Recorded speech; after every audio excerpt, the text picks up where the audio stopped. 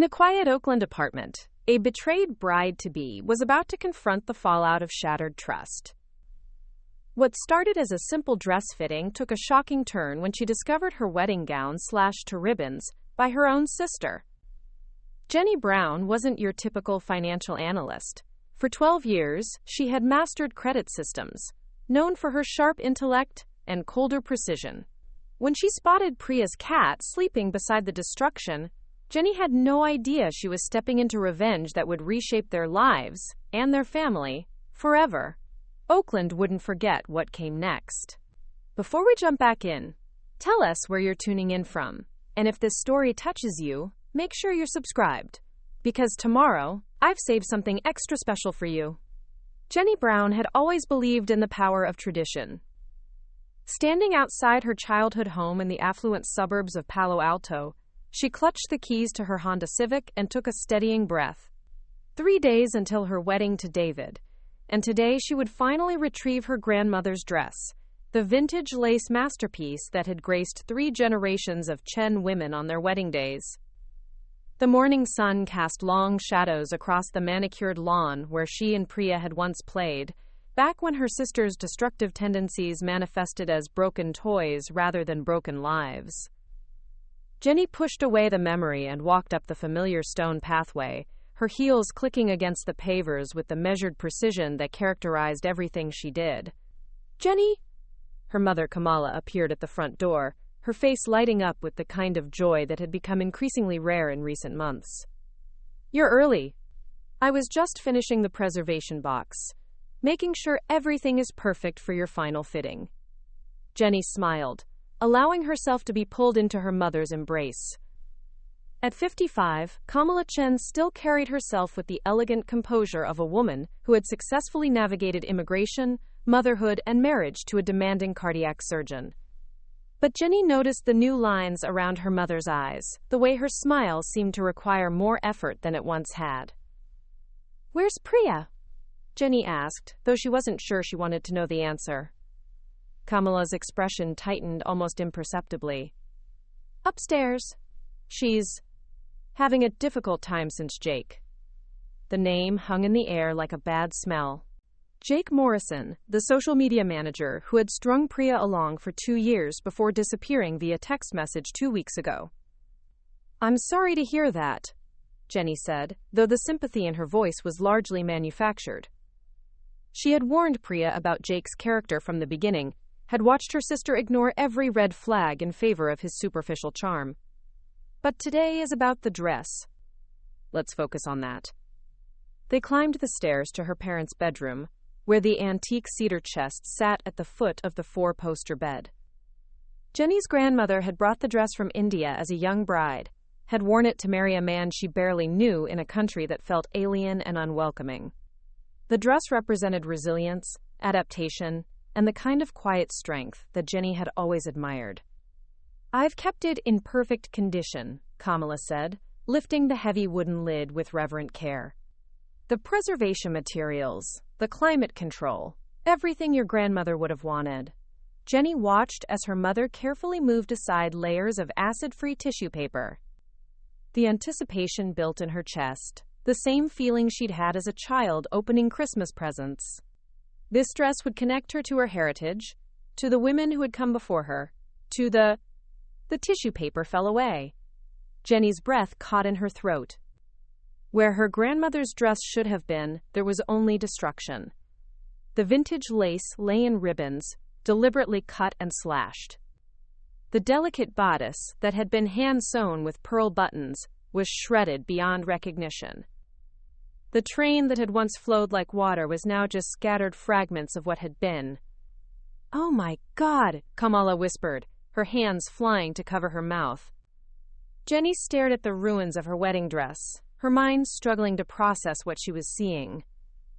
This wasn't an accident. The cuts were too precise, too deliberate. Someone had taken scissors, or maybe a knife, and systematically destroyed every inch of the delicate fabric. "What happened?" Jenny's voice came out as barely a whisper. I can't." Kamala reached toward the destroyed dress, then pulled her hands back as if it might burn her. Footsteps in the hallway announced Priya's arrival before she appeared in the doorway. Jenny's sister looked like she hadn't slept in days. Her usually perfect hair was unwashed and pulled back in a messy bun, her designer clothes wrinkled and stained. But it was Priya's face that told Jenny everything she needed to know. There was no surprise in her sister's dark eyes. No shock, no horror, no confusion. Just guilt, poorly masked by a defensive scowl. "What's all the noise about?" Priya asked, but her voice carried a false note that made Jenny's stomach clench. "You," Jenny said quietly. "You did this." "I don't know what you're talking about." But Priya's gaze slid away from the destroyed dress, and her hands twisted nervously at her sides. The rage that swept through Jenny was unlike anything she had ever experienced. It started as a cold knot in her stomach and spread outward like poison, burning through her veins until every nerve ending screamed with fury. "You destroyed grandmother's dress," Jenny said, her voice deadly calm. "Jenny, let's not jump to conclusions," Kamala began, but Jenny cut her off. "Look at her face, Mom. Look at her and tell me she's surprised by this." Priya's defensive mask slipped slightly. "Maybe if you hadn't always been so perfect, so fucking perfect at everything." "So you destroyed the one thing that meant something to me?" Jenny's voice rose to a shout. 3 days before my wedding?" "Oh, please," Priya snapped, her own anger finally showing. "Like, you don't have enough money to buy 10 wedding dresses. Like, David won't marry you anyway because you're just so goddamn wonderful at everything." "This wasn't about money," Jenny screamed. "This was about family, about tradition, about the one thing that connected me to grandmother. And you destroyed it because what? Because Jake dumped you. The mention of Jake's name was like a match to gasoline." Priya's face twisted with rage and pain. "Don't you dare bring him into this. You don't know anything about what I'm going through. I know you're a selfish, destructive bitch who can't stand seeing anyone else happy." "Girls, please." Kamala stepped between them, her voice shaking. "No, Mom," Jenny said, her eyes never leaving Priya's face. "I'm done protecting her. I'm done making excuses for her. Look what she did. Look at it." Priya glanced at the destroyed dress, and for a moment, Jenny saw something that might have been remorse flicker across her features. But it was gone in an instant, replaced by defensive anger. "You want to know the truth?" Priya said. "I'm glad I did it. I'm glad your precious perfect wedding is ruined. You have everything. The perfect job, the perfect fiancé, the perfect life. And you still wanted this too?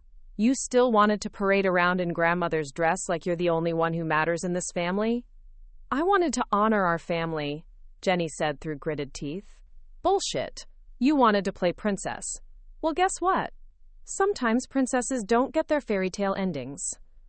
The cruelty in Priya's voice, the satisfaction she seemed to take in Jenny's pain, crystallized something cold and hard in Jenny's chest. This wasn't just about the dress. This was about every birthday party Priya had ruined with her tantrums, every family dinner she had disrupted with her drama, every achievement of Jenny's that had been overshadowed by Priya's need for attention. "Priya, honey," Kamala said desperately, "tell me you didn't do this. Tell me this was some kind of accident." But Priya just lifted her chin defiantly. "I'm broke, Mom. Jake left me, my rent is due, my credit cards are maxed out, and little Miss Perfect over here is getting married in a fairy tale wedding that's probably costing more than I make in a year. So yeah, I cut up her precious dress.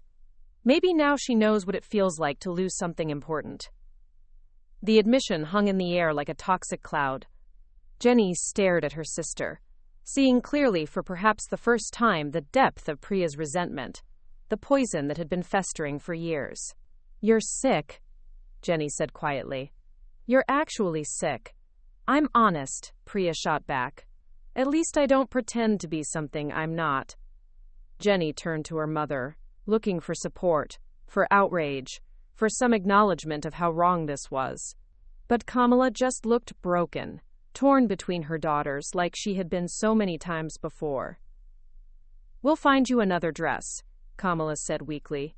"Something beautiful. It doesn't have to ruin everything." The platitude, the attempt to minimize what had happened, sent fresh rage coursing through Jenny's veins. Even now, even faced with this ultimate betrayal, her mother was trying to protect Priya, to smooth things over, to pretend this was just another little family spat that could be fixed with compromise. Another dress, Jenny repeated. Right, because that's what this is about. The dress. She looked at the destroyed lace scattered across the tissue paper, at her sister's defiant face, at her mother's desperate expression. In that moment, Jenny understood that nothing she said would matter. Priya would never understand what she had done, and Kamala would never hold her accountable for it. But Jenny would. You're right, Priya, Jenny said, her voice eerily calm. I do have everything. I have a successful career, a wonderful fiancé, and all the resources I could possibly need. Thank you for reminding me. Something in her tone made Priya's expression shift from defiance to uncertainty. Jenny gathered her purse and keys with deliberate care. When she spoke again, her voice carried the cold precision of a financial analyst calculating risk and return. I hope destroying my dress was worth it, she said. I really do, because you're about to learn what it actually costs to hurt me. She walked out of the bedroom, down the stairs and out of the house without looking back. Behind her, she could hear Kamala calling her name, pleading with her to come back, to talk this through. But Jenny was already gone, her mind racing with possibilities, with calculations, with plans. Priya wanted to know what it felt like to lose something important. Jenny was going to teach her. Marcus's hand tightened on his coffee mug as he watched Jenny pace across her downtown San Francisco apartment.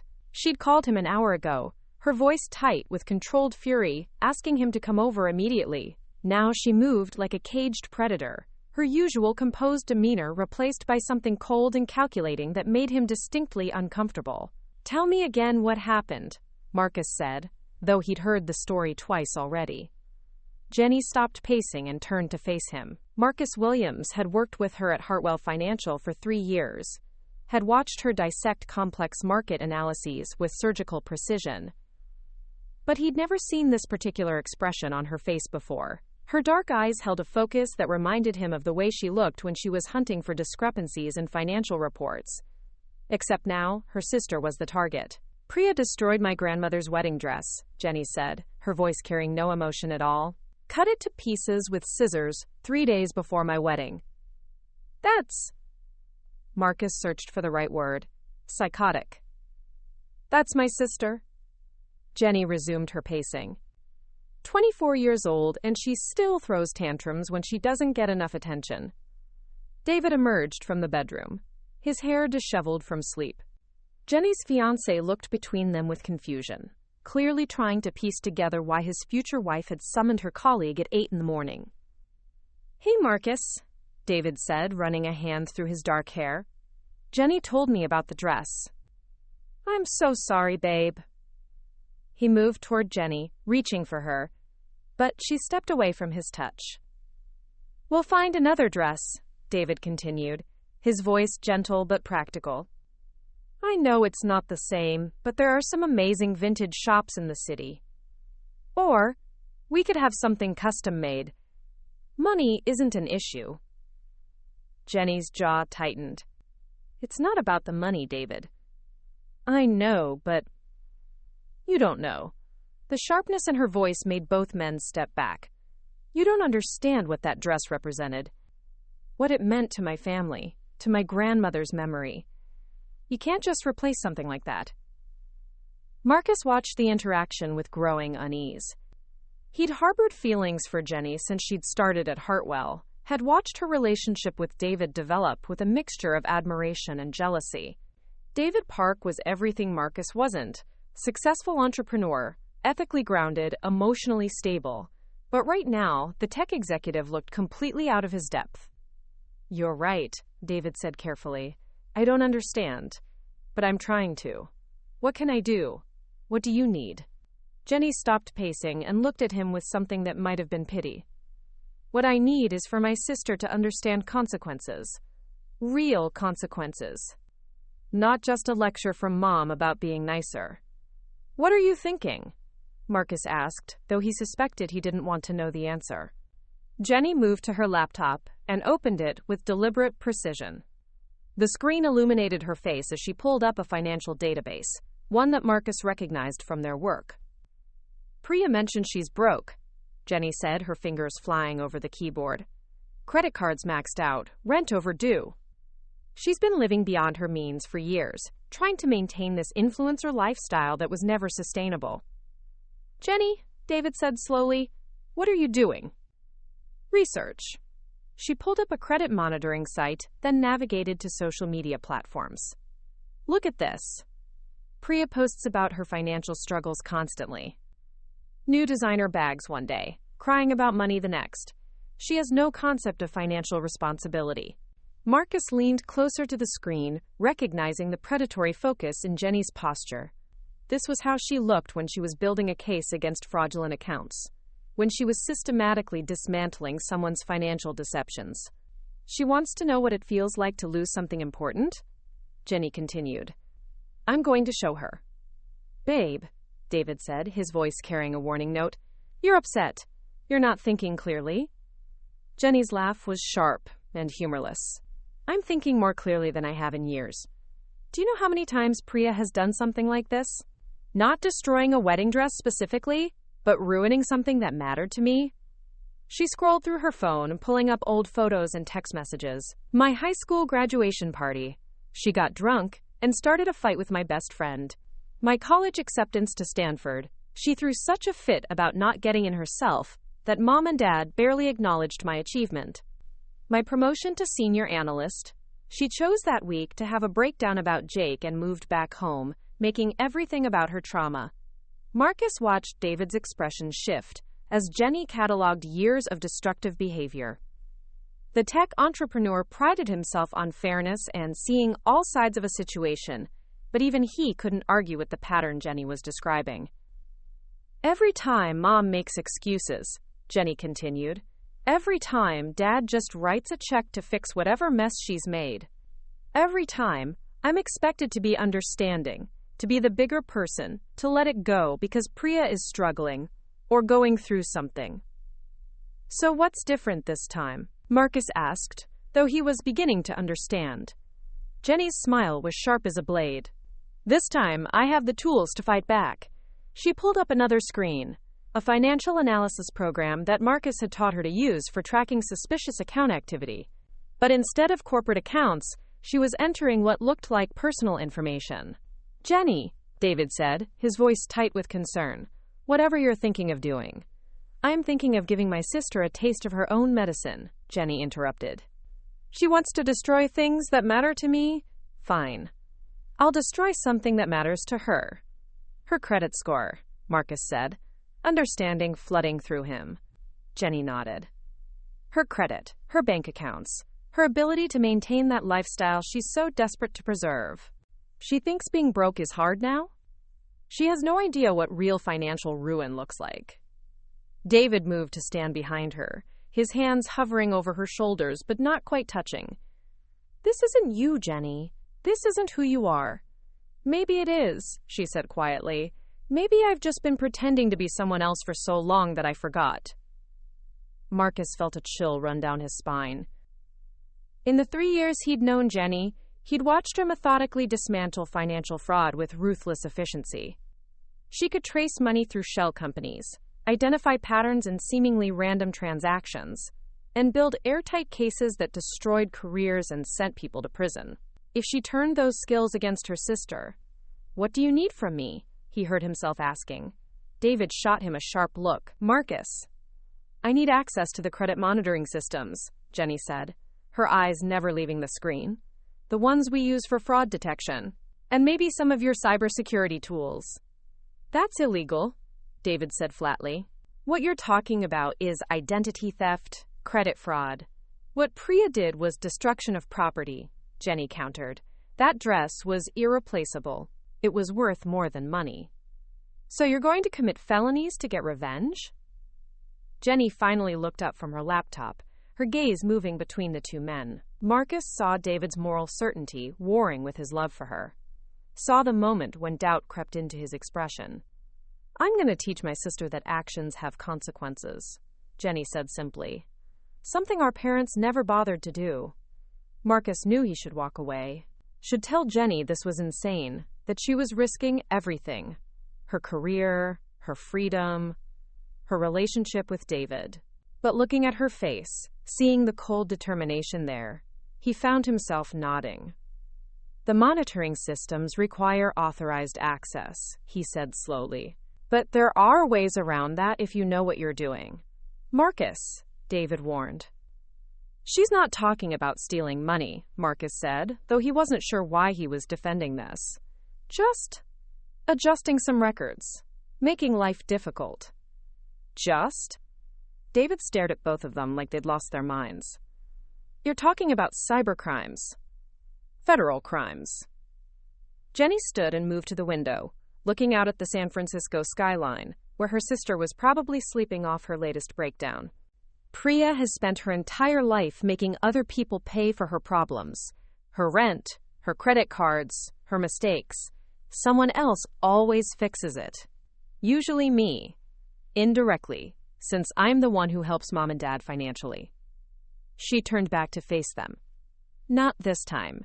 This time, she's going to face the real world without a safety net. Preparing and narrating this story took us a lot of time, so if you are enjoying it, subscribe to our channel. It means a lot to us. Now back to the story. Marcus found himself pulled in by her logic, by the justice of it. He'd met Priya a few times at company events, had watched her treat Jenny with casual cruelty that made his blood boil. If anyone deserved to face consequences, I can give you access to the credit databases, he said quietly. But if we get caught... We won't get caught, Jenny said with the confidence of someone who'd never failed at anything she'd put her mind to. I know these systems better than most of the people who built them. David looked between them, his expression shifting from shock to something that might have been discussed. I can't be part of this. I'm not asking you to be, Jenny replied. I'm asking you to trust that I know what I'm doing. Do you? David's voice was quiet, almost sad. Because the woman I fell in love with wouldn't even consider something like this. For a moment, Marcus saw something vulnerable flicker across Jenny's face. But it was gone in an instant, replaced by the cold calculation that had taken over since she'd discovered her destroyed dress. Maybe you never really knew me at all, she said. The words hung in the air like a challenge. David stared at her for a long moment, then shook his head and walked back into the bedroom, closing the door behind him with careful control. Marcus and Jenny were alone with her laptop and her rage, and the tools to channel both into something that would change all their lives forever. So, Marcus said, settling into the chair beside her, where do we start? 2 days later, Marcus watched Jenny's fingers dance across her keyboard with the precision of a surgeon. They sat in his cramped home office in the Mission District, surrounded by multiple monitors displaying credit databases and financial tracking systems that most people would never see. Start with late payments, Jenny said, her voice clinical and detached. Small amounts first, nothing that looks suspicious. Marcus's hands hovered over his own keyboard, the access codes for Experian's reporting system glowing on his screen. Are you sure about this? Once I input these reports, do it. He entered the first fabricated late payment, a credit card bill allegedly 30 days overdue. Then another from a different creditor. Within minutes, Priya's credit score began its downward spiral. Her social media shows she applied for that Nordstrom card yesterday, Jenny noted, scrolling through Priya's Instagram stories. Let's make sure that gets denied. The cold efficiency with which Jenny orchestrated her sister's financial destruction both fascinated and terrified Marcus. This wasn't the passionate revenge of someone acting in anger. This was calculated warfare. Meanwhile, across town at Nordstrom, Priya Chen stood frozen at the jewelry counter as the sales associate delivered the news with practiced sympathy. I'm sorry, miss, but your credit application has been declined. That's impossible, Priya said, her voice rising. I have excellent credit. Check again. The associate's smile became strained. The decision is final. Perhaps you'd like to pay with an existing card? Priya fumbled for her visa, praying it wouldn't bounce. The purchase went through, but barely. Her available credit was down to less than $200. That afternoon, at the bridal boutique in Union Square, Jenny stood before a three-way mirror wearing her third potential replacement dress. The ivory silk was beautiful, expensive, and completely wrong. Nothing could replace what Priya had destroyed. "It's lovely," Kamala said weakly, though her eyes were red from crying. "It's fine," Jenny replied, her tone as flat as her expression. Sarah Kim, her maid of honor and best friend since college, studied Jenny's reflection with growing concern. "You don't seem like yourself," Sarah said carefully. "Since the dress thing, you've been different." Jenny met Sarah's eyes in the mirror. "Maybe this is who I really am." The Jenny I know wouldn't give up on finding something meaningful. She'd fight to make this wedding special despite what happened. If only Sarah knew how hard Jenny was fighting, just not in the way anyone expected. That evening, as Priya's credit card was declined at a trendy Soma restaurant, Jenny sat in her apartment methodically planning phase 2 of her campaign. The late payment reports were just the beginning. Tomorrow, she would add collections accounts. Fraudulent inquiries. A web of financial destruction that would take years to untangle. Her phone buzzed with a text from Priya. "Something weird is happening with my credit. Can you help?" Jenny stared at the message for a long moment, then deleted it without responding. The war had begun. Jenny's phone rang at 6:47 a.m., jarring her from the first decent sleep she'd had in days. Kamala's name flashed on the screen, and Jenny considered letting it go to voicemail. But her mother would just keep calling. "Mom?" "Jenny, thank God." Kamala's voice was strained with exhaustion. "I need your help. Something terrible is happening to Priya." Jenny sat up in bed, David stirring beside her. Through their bedroom window, the San Francisco fog was just beginning to lift, revealing another perfect morning that felt completely at odds with the darkness she'd been cultivating. "What kind of something?" Her rent check bounced. Her landlord called me screaming about eviction proceedings, and her credit cards aren't working. She tried to buy groceries yesterday and couldn't even afford milk. Jenny felt a cold satisfaction settle in her chest. "That's unfortunate." "Unfortunate?" Kamala's voice rose. "Jenny, your sister is falling apart. She's been crying for 2 days straight. I think she might be having some kind of breakdown." Maybe she should have thought about that before she destroyed my wedding dress.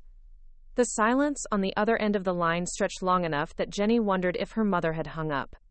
When Kamala finally spoke, her voice carried a disappointment that cut deeper than Jenny had expected. "I raised you better than this." "Did you?" Jenny asked. "Because from where I'm sitting, you raised one daughter to be responsible for everyone else's problems, and another daughter to create those problems in the first place." David rolled over, his eyes opening at the harsh tone in her voice. Jenny got up and moved to the living room, not wanting him to hear this conversation. "Your sister made a mistake," Kamala said. "A terrible, hurtful mistake. But you're my daughter too, and I know this isn't who you are.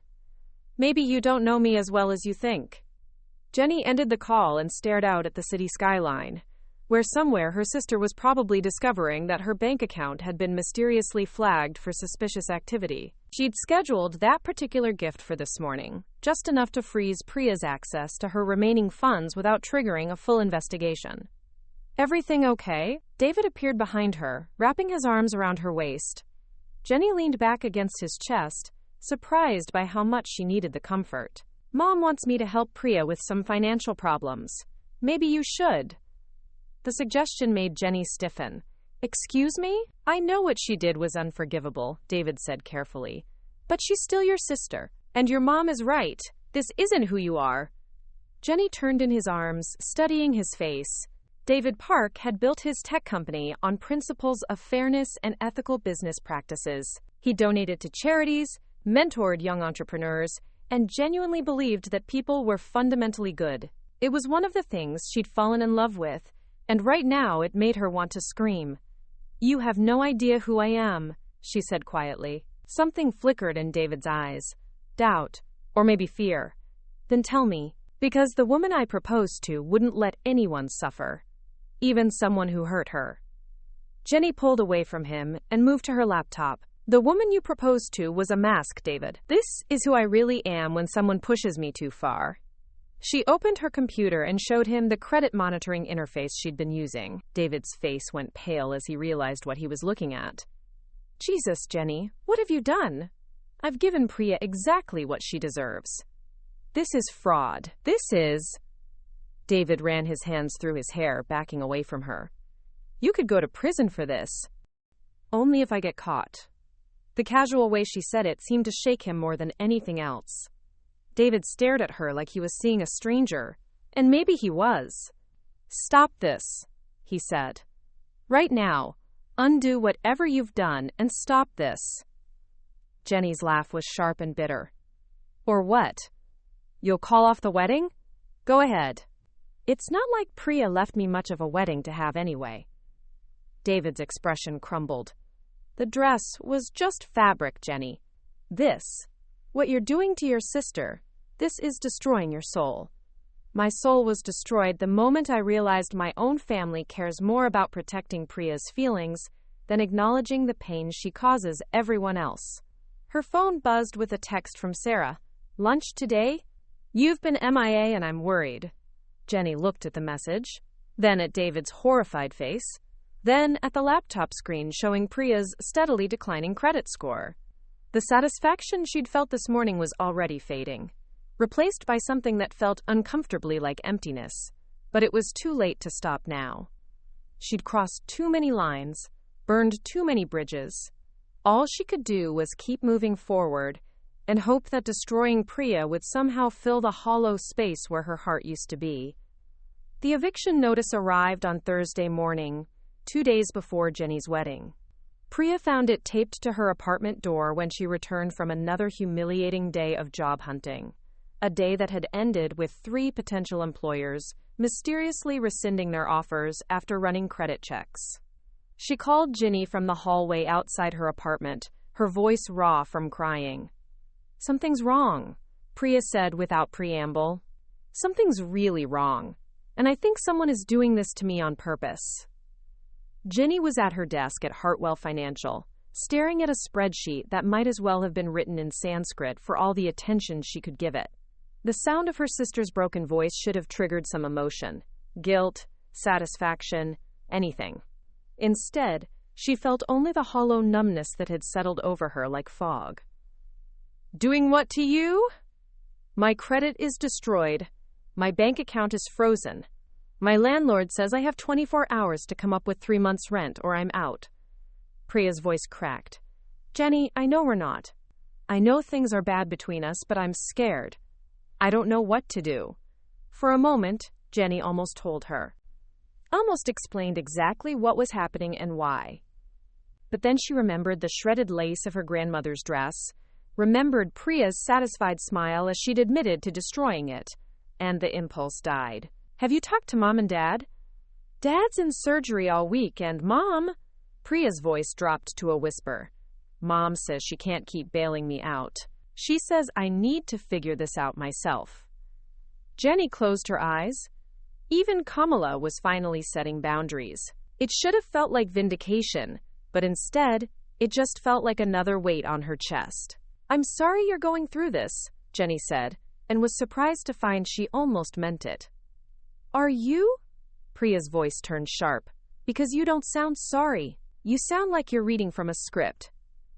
Before Jenny could respond, Priya hung up. That evening, Jenny sat in Sarah's apartment in Pacific Heights, picking at a takeout container of Thai food while her best friend studied her with the relentless focus of a defense attorney.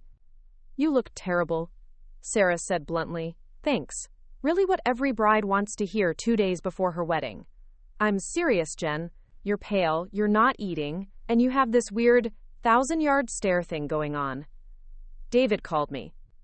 He's worried about you. Jenny's chopsticks paused halfway to her mouth.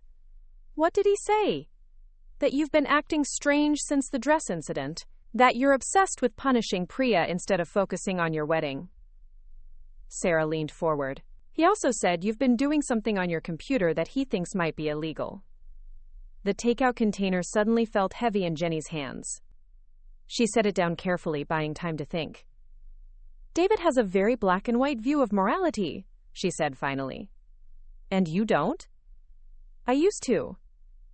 Jenny met Sarah's eyes. But black and white morality only works when everyone plays by the same rules. Priya has never played by the rules.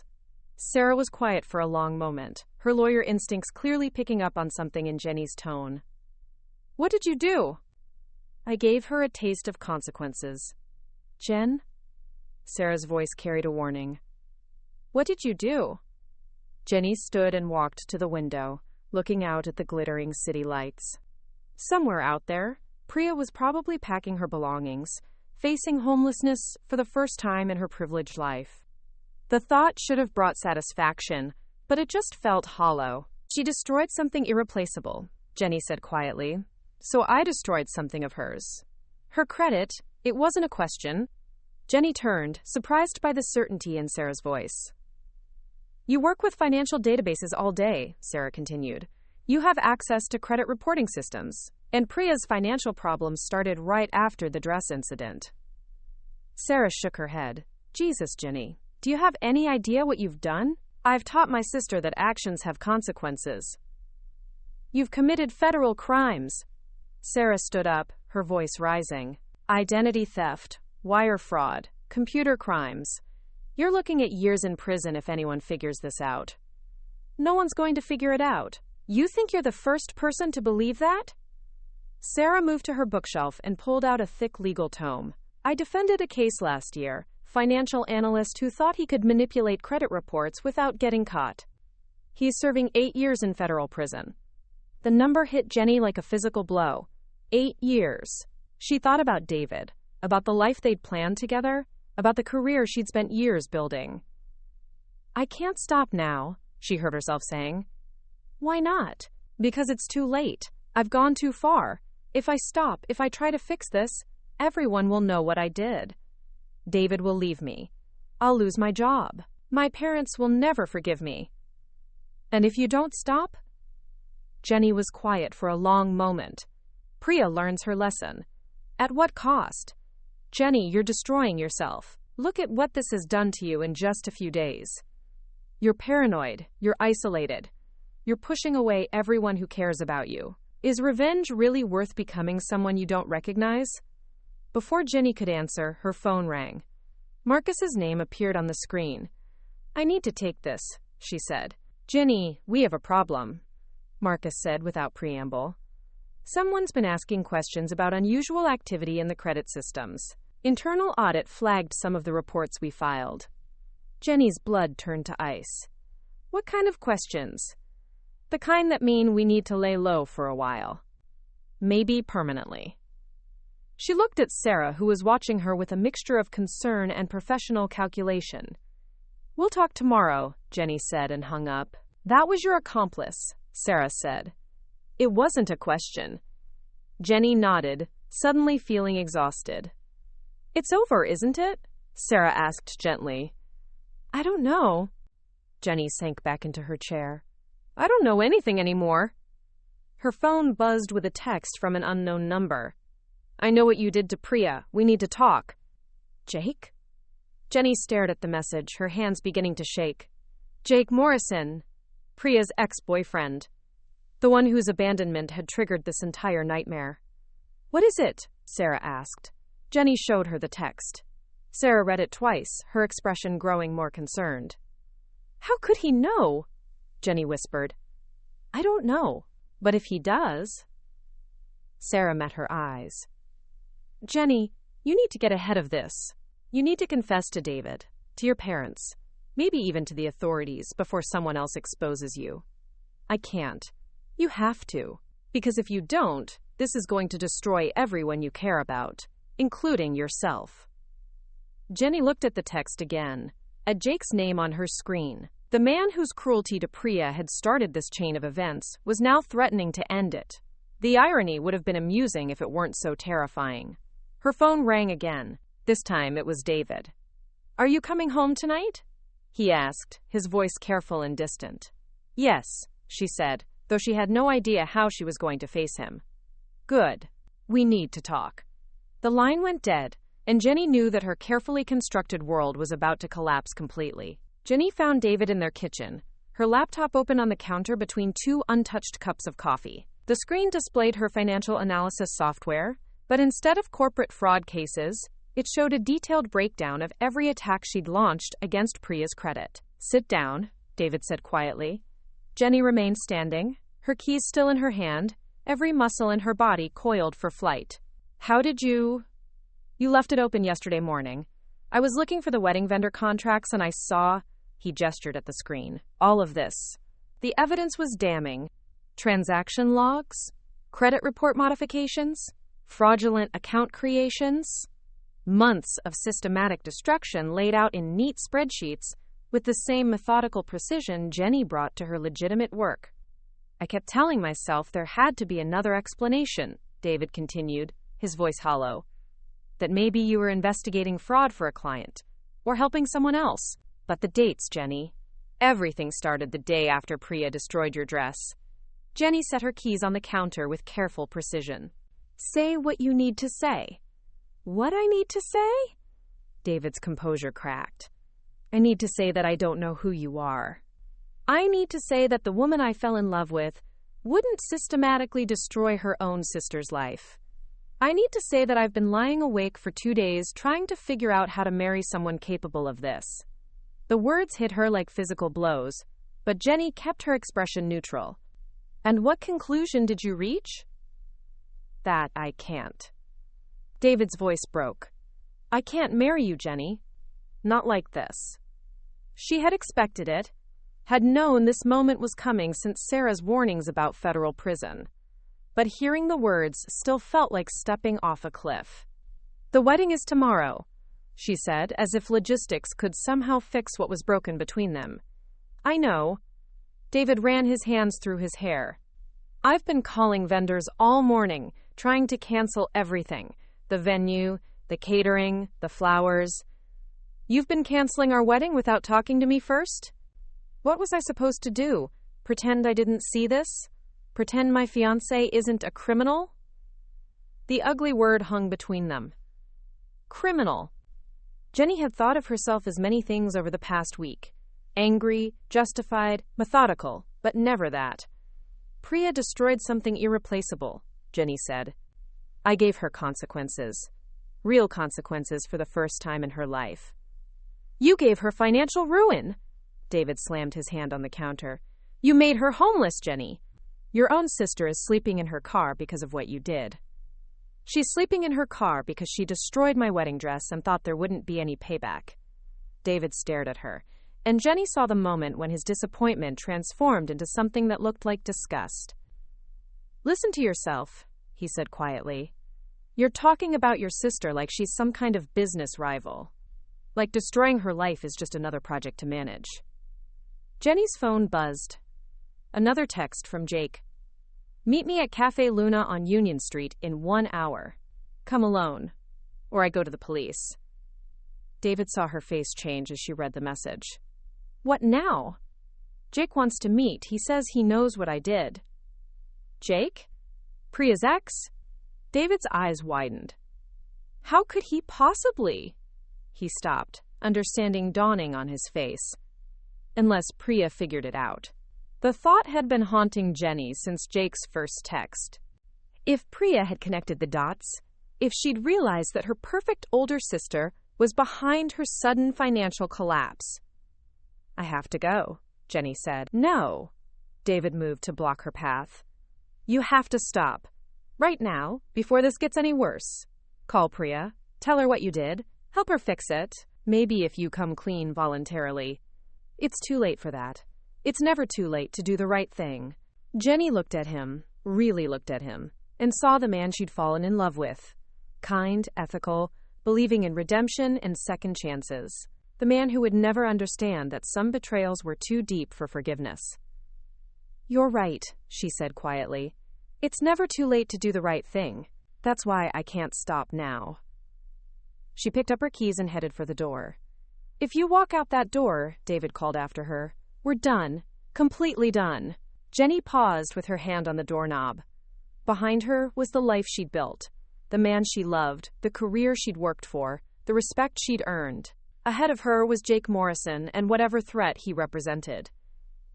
"I know," she said, and walked out.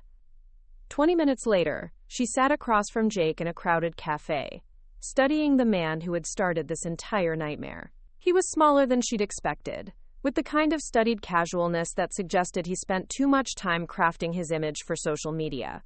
"You look terrible," he said by way of greeting.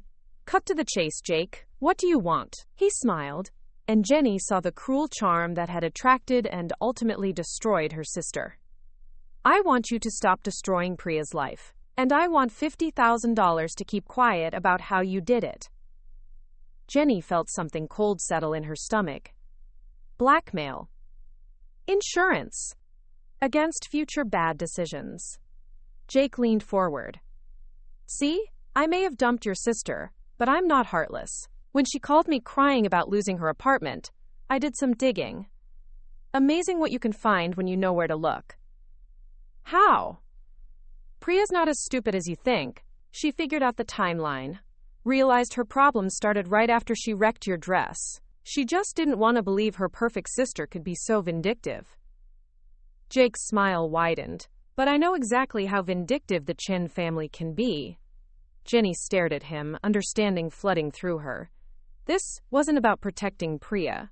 This was about Jake seeing an opportunity to profit from the chaos he'd helped create. 50,000, she repeated. "A bargain. Really? Considering federal computer crimes carry sentences of 10 to 20 years. Jenny stood up slowly. "I need time to think. You have until tomorrow morning. After that, I go to the FBI with everything I've found." As Jenny walked back to her car, her phone rang. It was her mother. "Jenny?" Kamala's voice was thick with tears. "Something terrible has happened. Priya." She couldn't finish the sentence. Jenny's blood turned to ice. "What about Priya?" "She's in the hospital. She tried to hurt herself." The psychiatric ward at UCSF smelled like disinfectant and despair. Jenny sat in an uncomfortable plastic chair outside Priya's room, staring at the locked door that separated her from her sister and the consequences of her actions. 24 hours ago, she had been a bride-to-be with a successful career and a perfect life. Now she was a woman who had driven her own sister to attempt suicide. Dr. James Chen emerged from Priya's room, his surgical scrubs replaced by civilian clothes, but his face carrying the same exhausted expression Jenny remembered from her childhood. The look of a man who spent his days trying to save lives and sometimes failed. "How is she?" Jenny asked, though she wasn't sure she wanted to know the answer. "Stable. The overdose wasn't meant to be fatal. The psychiatrist thinks it was more of a cry for help than a genuine suicide attempt." Her father sat down heavily in the chair beside her. "But that doesn't make it less serious." Jenny nodded, not trusting herself to speak. Through the small window in Priya's door, she could see her sister still form under white hospital blankets, an IV line snaking into her arm. "She keeps asking for you," Dr. Chen said quietly. "I don't think that's a good idea." "Why not?" Her father turned to look at her directly for the first time in the conversation. "Jenny, I know you're angry about the dress. We all are. But your sister is fighting for her mental health and family support." "Dad." Jenny's voice came out as a whisper. "There's something I need to tell you." She had rehearsed this conversation during the drive to the hospital, had tried to find words that would make her actions sound justified, or at least understandable. But looking at her father's tired face, seeing her sister through that small window, all her prepared explanations crumbled. "I did this," she said simply. Dr. Chen frowned. "Did what?" "Priya's financial problems, her credit being destroyed, losing her apartment, all of it. I did it."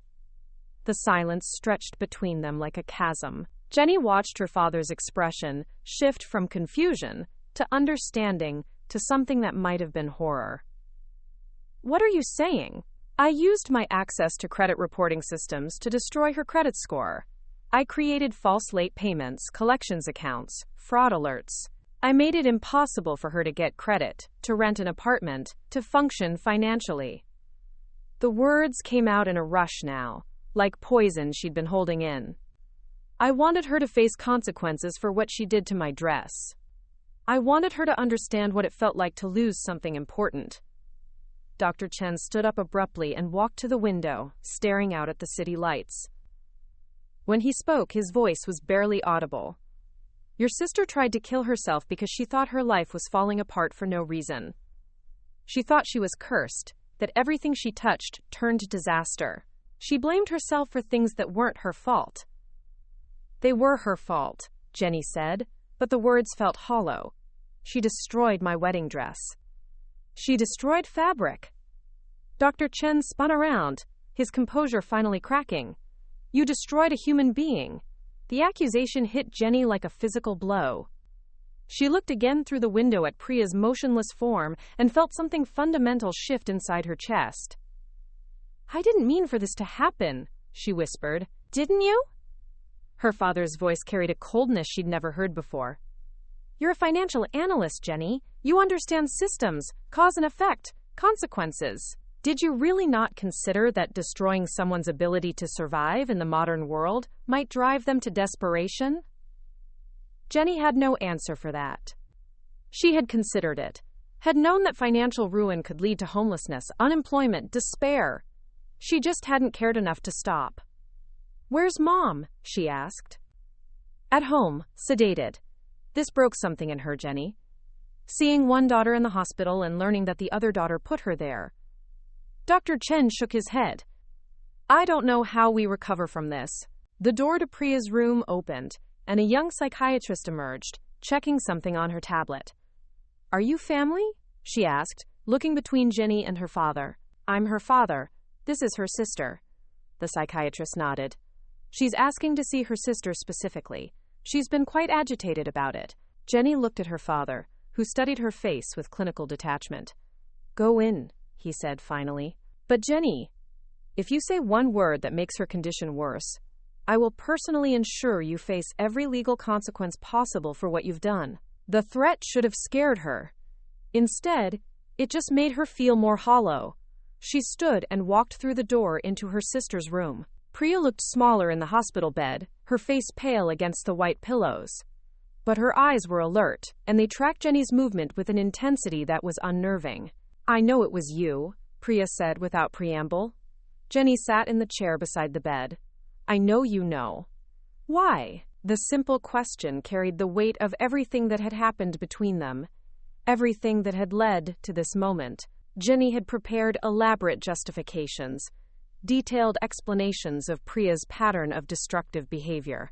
But looking at her sister's face, seeing the genuine pain there, she found herself giving the only honest answer she had. Because I wanted you to hurt the way you hurt me. Priya was quiet for a long moment. Mission accomplished. I'm sorry. The words felt inadequate, but they were all Jenny had. Are you? Or are you just sorry you got caught? Jenny considered the question seriously. Was she sorry for what she'd done, or just sorry for the consequences? Sorry for Priya's pain, or just sorry for her own? I don't know, she admitted. It was perhaps the most honest thing she'd said in weeks. Priya turned her head to look out the window. Jake called me. He knows what you did. He wants money to keep quiet about it.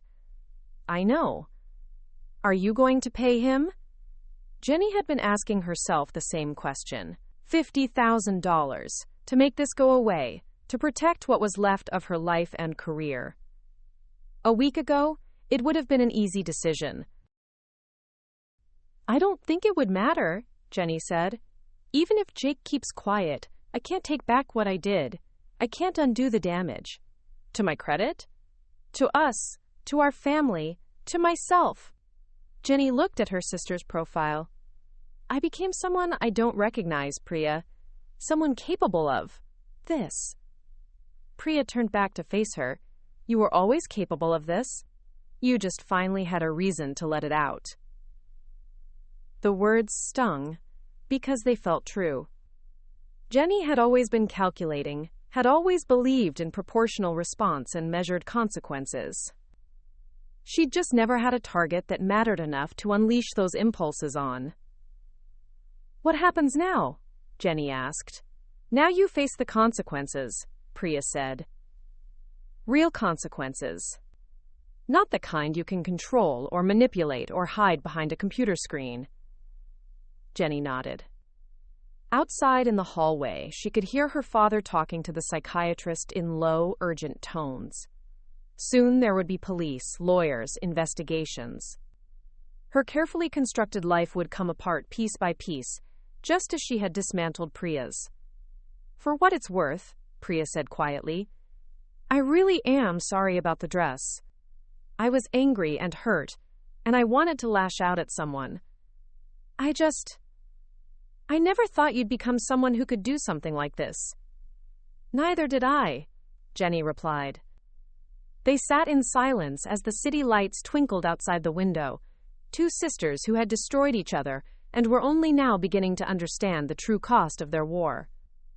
Jenny woke up on what should have been her wedding day in a hotel room she'd paid for with cash, her phone buzzing with increasingly frantic messages from vendors wondering where she was.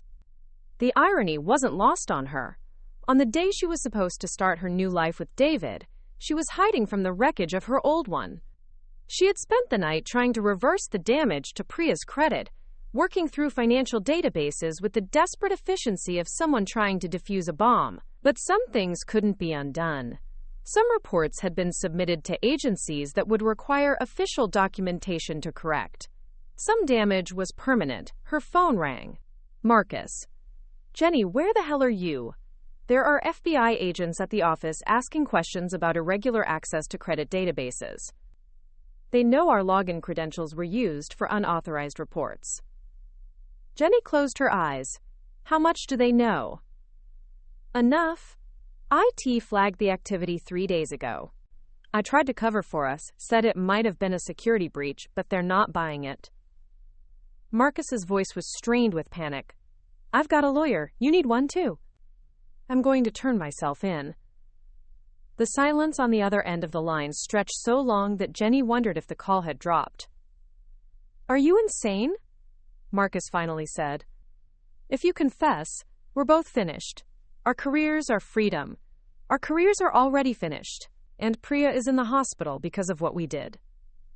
Priya is in the hospital because she's unstable. She destroyed your wedding dress, Jenny. She brought this on herself. Jenny looked at herself in the hotel room mirror. Disheveled hair, dark circles under her eyes, wearing the same clothes she'd slept in. She looked like someone she didn't recognize. And maybe that was appropriate. No, she said quietly. I brought this on all of us. She hung up and called Sarah. Thank God, Sarah said immediately. I've been trying to reach you all night. Jenny, you need to get down to the federal building. Now, while you can still control the narrative. I know. There's something else. Jake Morrison called me an hour ago. He says he has evidence of your cyber attacks, and he's willing to sell it to the highest bidder.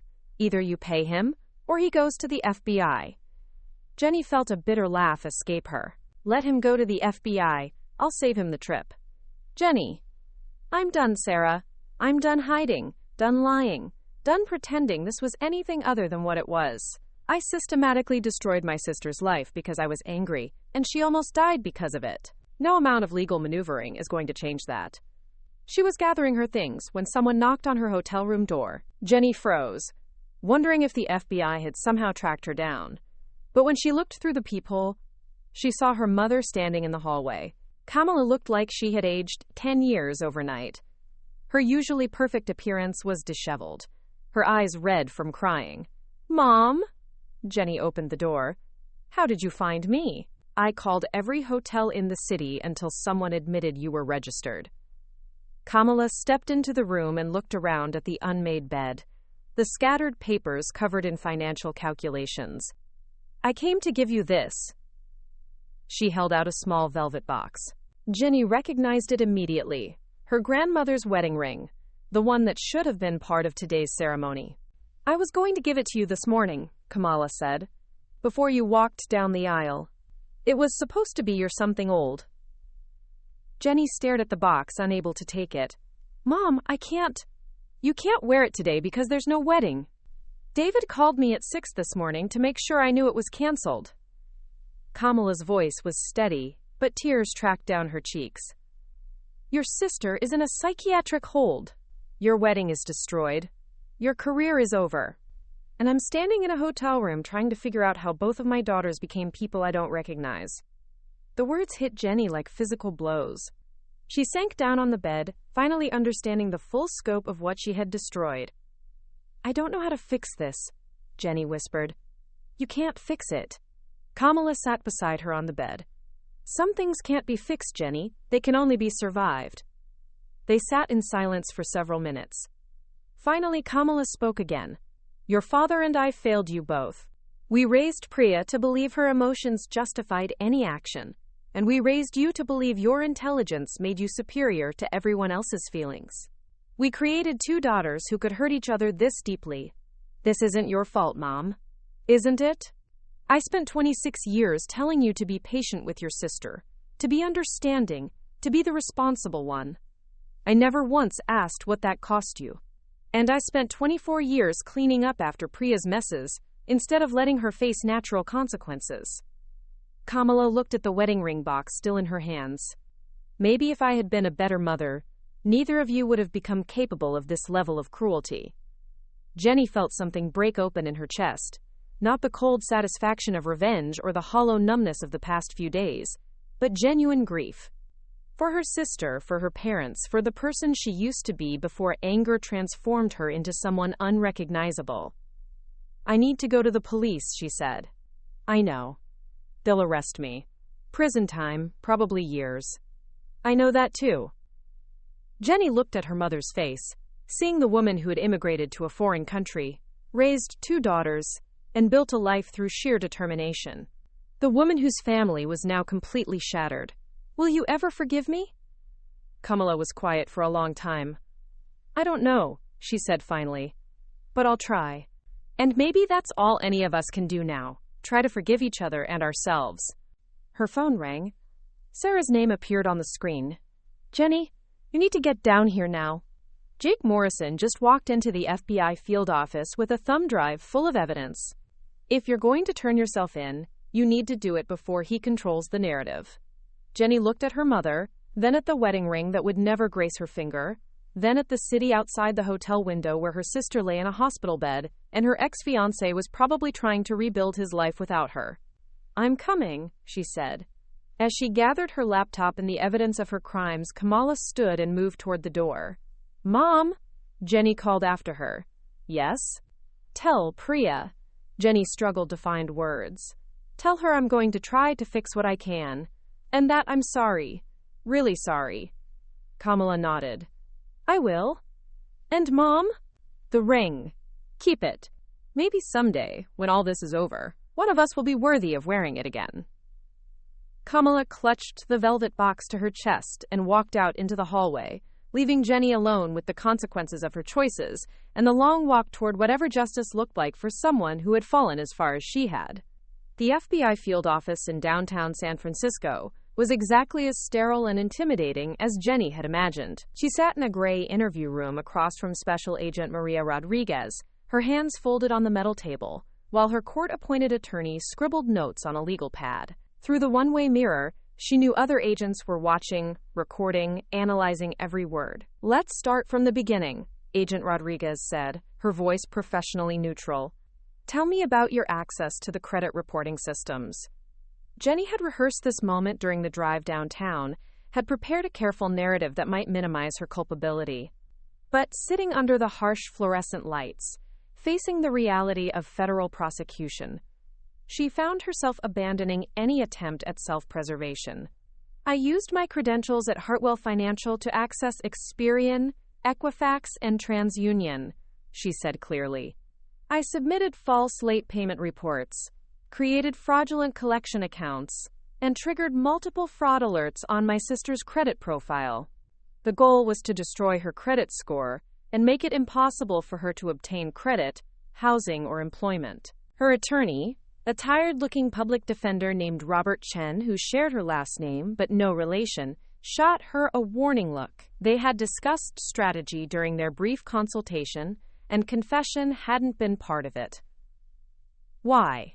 Agent Rodriguez asked. Because she destroyed my grandmother's wedding dress 3 days before my wedding, and I wanted her to understand what it felt like to lose something irreplaceable.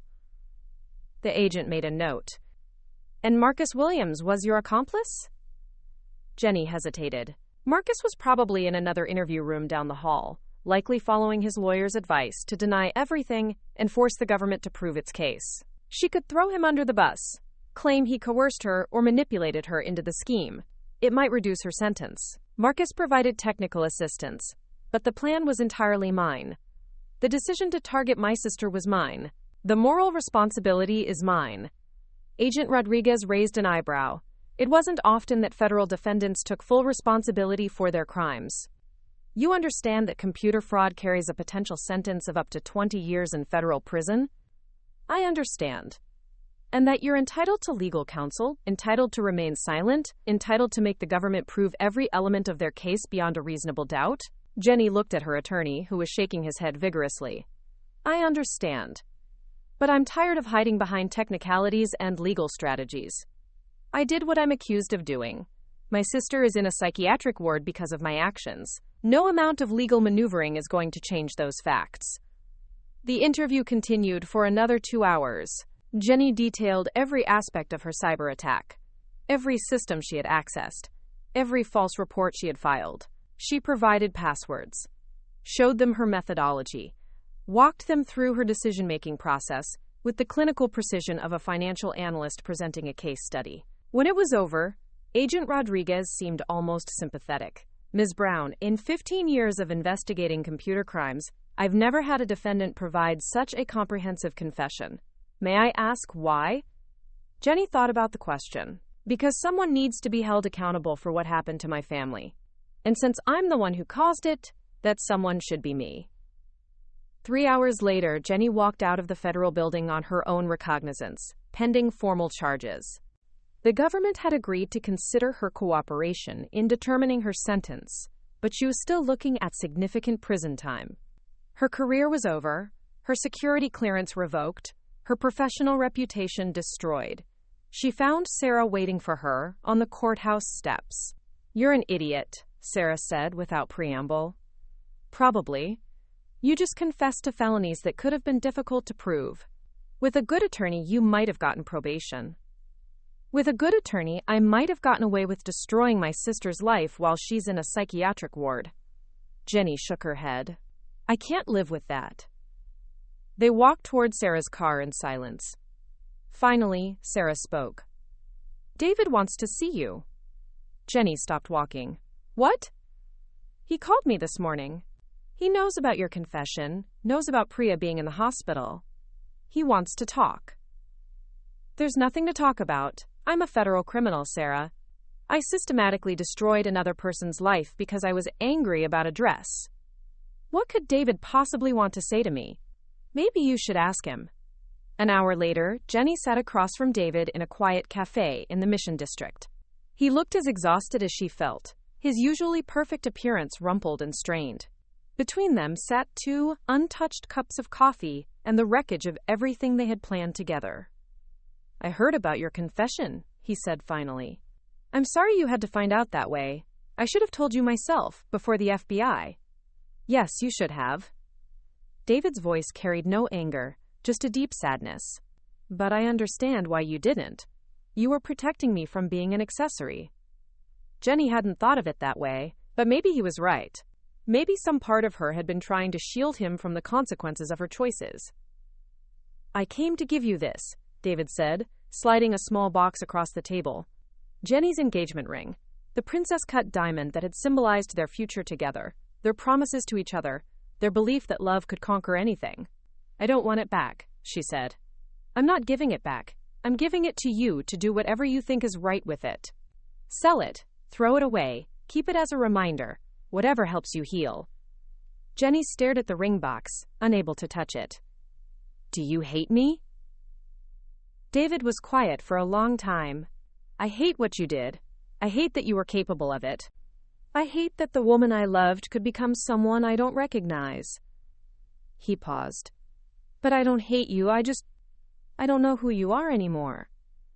Neither do I. Maybe that's not entirely a bad thing, David said. Maybe not knowing who you are gives you a chance to decide who you want to become. Jenny looked up at him, seeing the man she had lost through her own choices. Do you think people can really change? Or do you think we just get better at hiding who we really are? I think, David said carefully, that what you did in that FBI interview room today, taking full responsibility, protecting Marcus, choosing accountability over self-preservation, that's not the action of someone who's just hiding. That's the action of someone who's trying to find their way back to being human. Tears that Jenny had been holding back for days finally began to fall. I destroyed everything. My career, my family, us. I destroyed my sister's life because I was angry about fabric. You destroyed a lot of things, David agreed. But maybe destruction can be the first step toward building something better. Maybe not for us. Maybe not for your career, but for you. For your relationship with your family. He stood to leave, then paused. Jenny? The woman I fell in love with. She was kind. She was ethical. She cared about justice. I don't think that person was fake. I think she got buried under anger and hurt and the need for control. But maybe she's still in there somewhere. After he left, Jenny sat alone with the ring box and her coffee and the weight of everything she had lost. Her phone buzzed with a text from her father. Priya is being released tomorrow. She wants to see you. Another text, this one from Marcus, pleading guilty to conspiracy charges. My lawyer says I might get 18 months. Thanks for not throwing me under the bus. A third text, from an unknown number. This is Jake. Heard you confessed. Guess I don't need to blackmail you anymore. For what it's worth, I'm sorry about how this all turned out. Jenny looked around the cafe at couples sharing lunch, friends laughing over coffee, families planning their futures, normal people living normal lives, making normal mistakes that didn't land their siblings in psychiatric wards, or destroy everything they had worked for. She picked up the ring box and slipped it into her purse. Not because she wanted to keep it, but because David was right.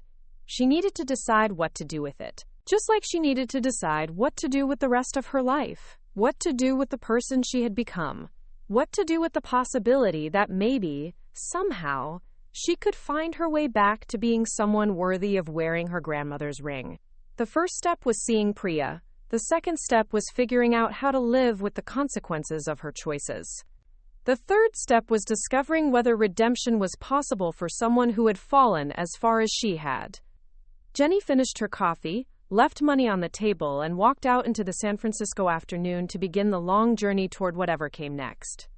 6 months later, Jenny Brown stood in the community garden in Oakland, her hands deep in soil that smelled of rain and possibility. The orange jumpsuit of her weekend community service had been replaced by worn jeans and a t-shirt that bore the logo of the East Bay Food Bank, where she now volunteered 3 days a week.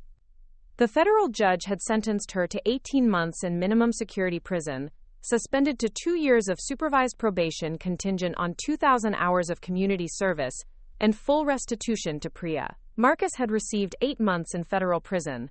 His cooperation and Jenny's testimony on his behalf had reduced what could have been a much longer sentence. The tomatoes are coming in well, said Elena, the garden coordinator, examining the plants Jenny had been tending. You have good instincts for this. Jenny smiled, wiping dirt from her hands.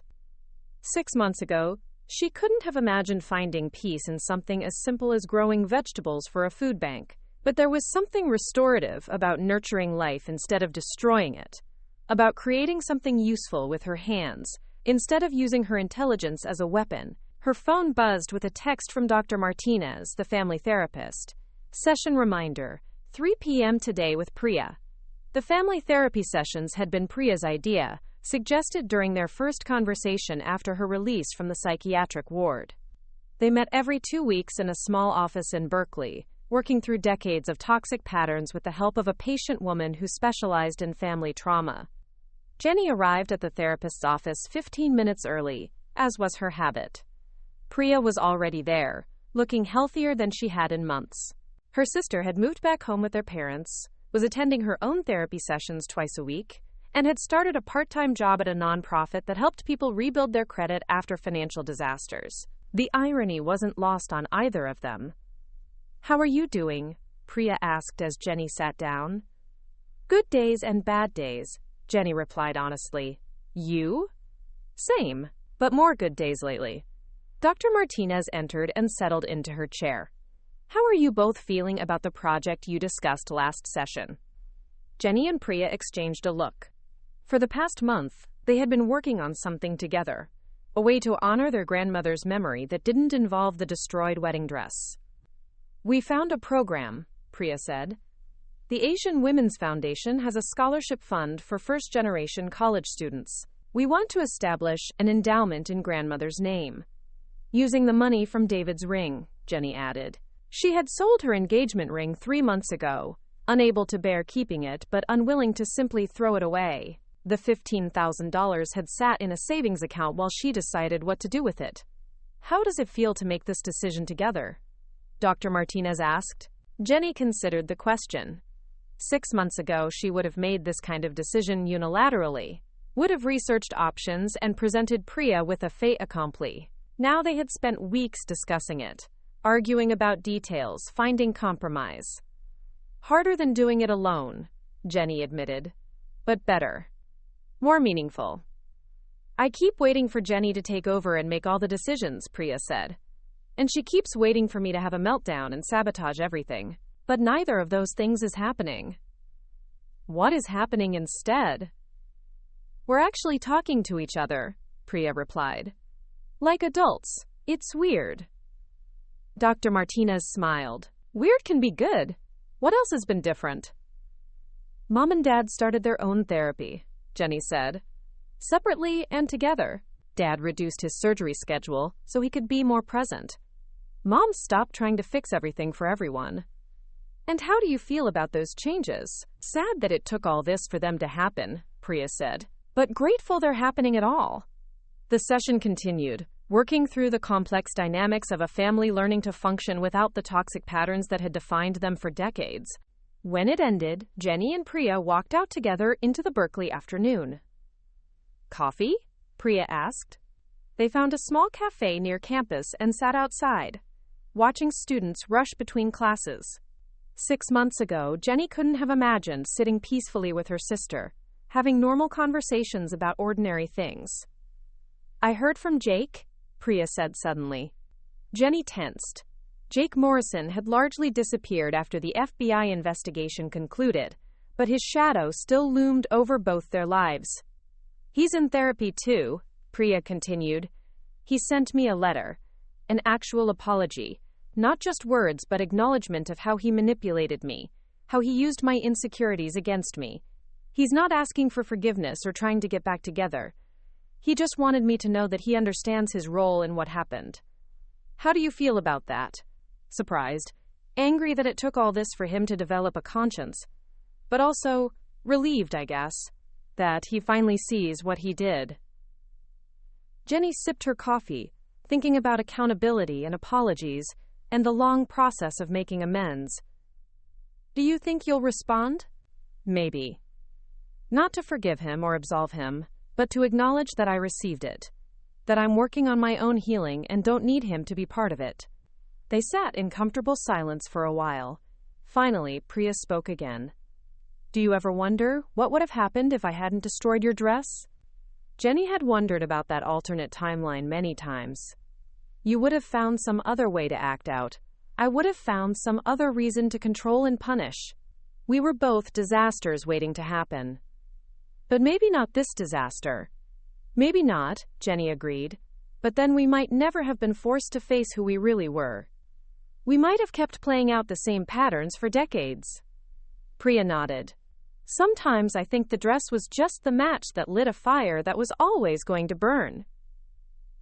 The question is what we build in the ashes. As they prepared to leave, Priya hesitated. Jenny? I know we still have a long way to go, and I know trust doesn't rebuild overnight, but I'm proud of how you handled everything after.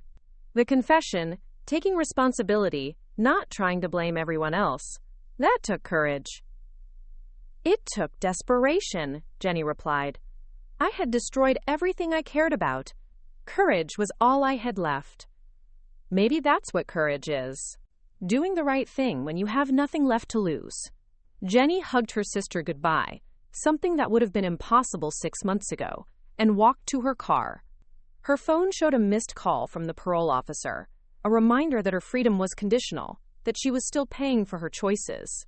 But as she drove home through the East Bay Hills, past the community garden where tomatoes grew in soil she had tended, past the food bank where she had learned that service could be a form of healing, past the therapist's office where she and Priya were slowly rebuilding their relationship, Jenny felt something she hadn't experienced in years.